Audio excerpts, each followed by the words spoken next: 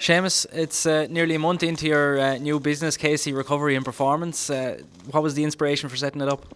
I suppose with the way the championship is here in Wexford, that I suppose getting the recovery, best possible recovery that we could. There's been a couple of them set up around the country, but there's no longer any more in Wexford. So I said, look, there was an opportunity there to get involved. I've suppose been training for the last number of years heavy, so it's just suppose get best possible recovery that we can get in. And it's obviously a very important thing with the way games come thick and fast these days, and the way that there's more thought goes into the way teams prepare for big games. Yeah, exactly. Like we've had Aldgate here for the last 5 weeks now in a row. So yeah, we get as much recovery as we can in before we go heavy at it again during training during the week and at the games at the weekend. So yeah, no, it's a good start so far, and I suppose you have to be at your top form come Saturday or Sunday, whatever day you're playing. So it all helps. And in terms of the facilities you have here, there's some gym equipment first of all.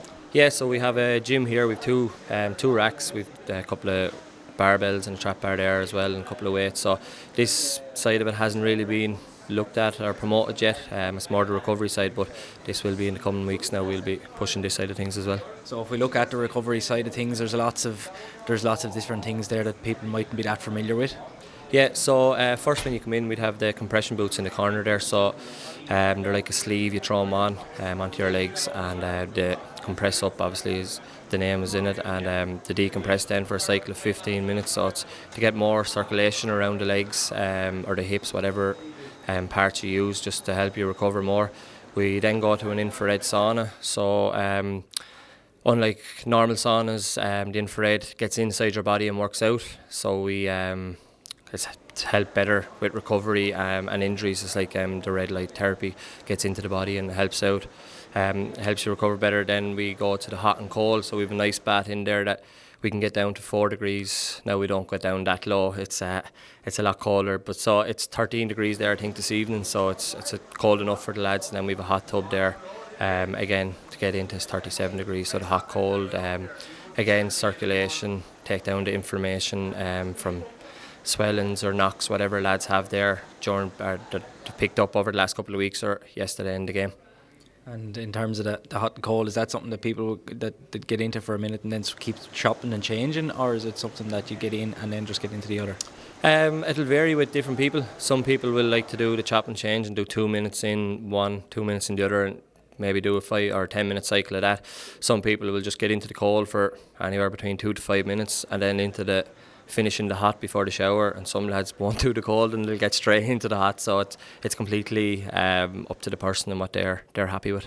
And no doubt the science and the different theories and things develop over time, and the way that sports recovery has become more important over time has obviously given rise to businesses like this.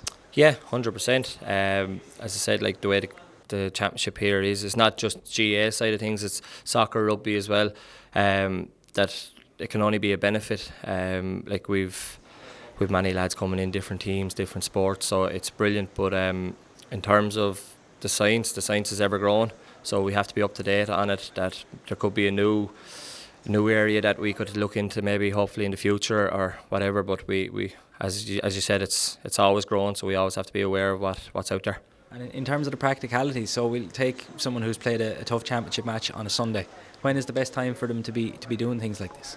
Mainly we'd go the day after. Now there is some teams that come in straight after, but yeah, we'd kind of give it the day after, kind of allow your body to be that little bit sore. And then you know exactly the areas that you have to work on, especially in the terms of the boots. So like you'd know the day after that maybe it could be your calf or your hamstring that be sore, so we'd focus more on that area with the boots. Whereas if straight after a game it could be a completely different soreness, or you mightn't even be that sore. So yeah, we'd look at doing the day after. And finally then, the all important thing is, where can people contact you or find out more about the service that you provide? So we're on Facebook and Instagram, Casey Recovery and Performance. The numbers on there, or you can give either page a message and we'll help you out as much as we can.